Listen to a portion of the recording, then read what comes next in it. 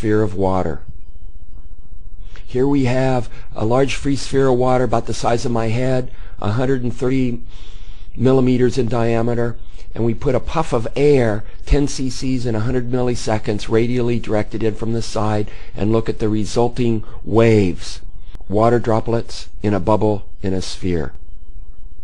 Here we have a sphere of water, 75 millimeters in diameter, with an air bubble inside, about 35 millimeters in diameter, and we inject water droplets anywhere from 1 to 8 millimeters in diameter into the bubble and look at the resulting collision dynamics where they collide with each other and the walls.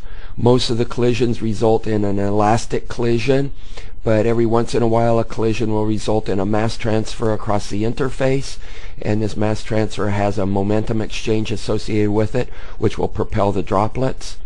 Here a droplet is going in circular motion on the inside of the sphere until a mass transfer occurs and propels it off the surface.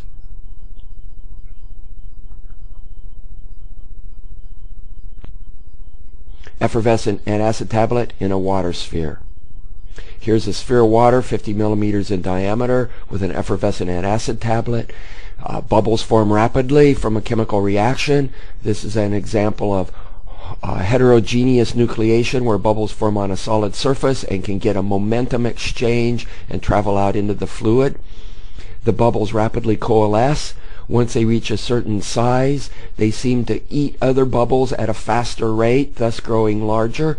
And in this form of a bubble war, you end up with a bipolar situation with two large bubbles that rapidly eat all the other bubbles. And eventually you get a situation where one bubble dominates and all the other bubbles are pressed into an annular space.